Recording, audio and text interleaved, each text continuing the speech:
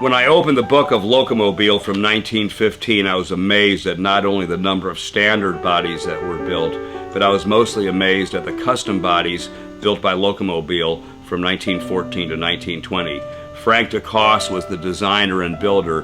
The coach was exemplary and his designs came from Paris. But the book is most amazing as it not only describes the various body styles that were built, but it talks about the materials from which the cars were built.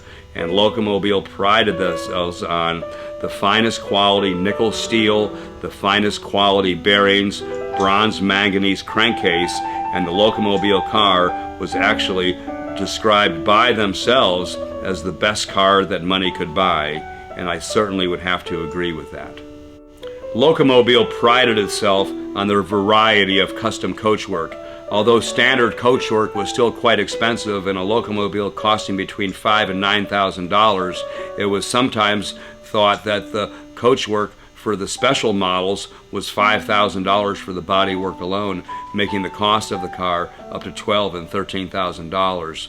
A most unusual sportif model, which was designed and built for Mrs. Asa G. Candler of Atlanta, is a car of quite interesting look. It is actually the first dual cowl Phaeton built in America. Other body styles that were built were the Town Coupe, designed for Mrs. French Vanderbilt. The limousine, owned by Mrs. Charles Lane Poor of New York, is an exemplary, very traditional model from about 1915. The coupe limousine Landaulet, designed and built for Miss Julia Birchwin of Philadelphia, is certainly a most unusual looking car. The illustration, of course, the rear top is down.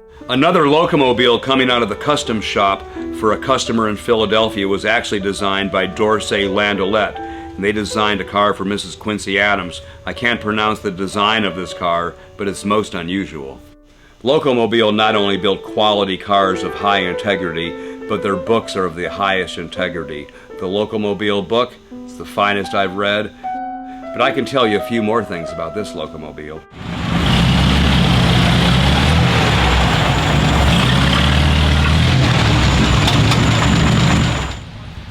I can't believe I got my car back. That's right, I got it back. This is a 1915 Locomobile. It's 100 years old this year. Incredible. I bought this car 17 years ago and sold it 7 years ago. Regretted every minute of it. Yesterday, I got my car back, got it running perfect. Let me tell you a little bit about it and about some of the other cars here at Wheels Through Time. Of course, Wheels Through Time, not all rare American motorcycles, rare American cars. We're going to talk about Lincoln cars and Cadillac cars, but right now I'm going to tell you about the Frank DeCoste 1915 Locomobile collapsible cabriolet. And in the day, Locomobile built the most expensive cars in the world. The Locomobile was built in Bridgeport, Connecticut, and there's really nothing like a Locomobile. Each and every Locomobile is actually custom built. This car has a 6-cylinder 48 horsepower engine, therefore it's called a 648 Loco. And as I mentioned, 1912 to 1915, Locomobile was the most expensive car you could buy. Their production models and their custom body cars. And this is a custom body Locomobile. Frank DeCoste designed this car. He was brought in from Paris by the Locomobile company to do the coach and body design work for Locomobile. And Frank designed the first dual cowl automobile. You'll notice this car has dual side mounts. This is the first car with dual side mounted tires. There's nothing like it in the world. Also on this car, the windows actually fold down. The windshield pops out, the top goes down, and it converts to an open top speedster. There's really nothing quite like it. Also, the 37x5 Rudge wheels, spoke wheels, 1915. The car has electric start. It has a dashboard to beat the band. About 10 years ago, I dropped the oil pan off this car to see what was going on. It had some seepage and I wanted to repair that. But everything about this car is finely designed and finely tuned.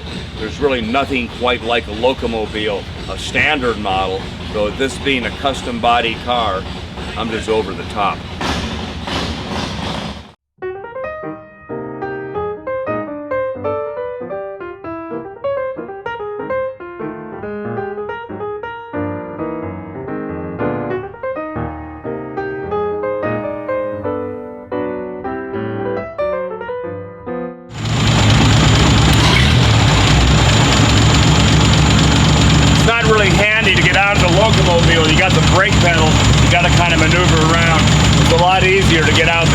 door, but let me show you what's under the hood of the 648.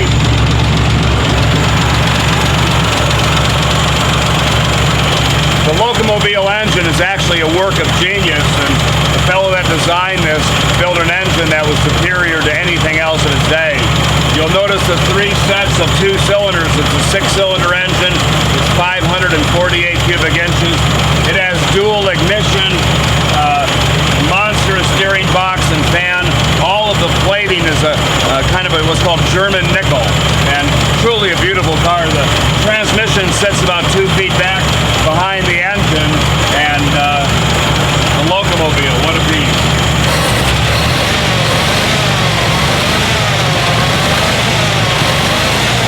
And it's running perfect. I had mentioned earlier the car being called a collapsible cabriolet. Many people call it a gunboat speedster due to the windows inside the windows in the windshield. But the collapsible cabriolet comes from the function of the windows going down.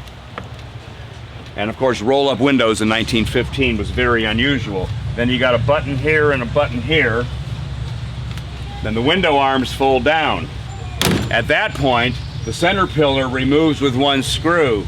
The top then goes down. It's more than a one-man job. The windshield slides out and is stored, and then the window frame folds down, and it becomes an open-top speedster. Starting procedure is quite simple. Make sure you're in neutral, checking the spark and the throttle. I like the spark halfway and the throttle down to 0. Hand pump, and what the pump does is it pumps air into the fuel tank, pressurizing the fuel tank, therefore pressurizing the carburetor. On the steering column right here, this is the choke. It's a spiral choke, so you turn it all the way clockwise, turn the ignition on. Starter button underneath after the key's on. Check out the dashboard, here it goes.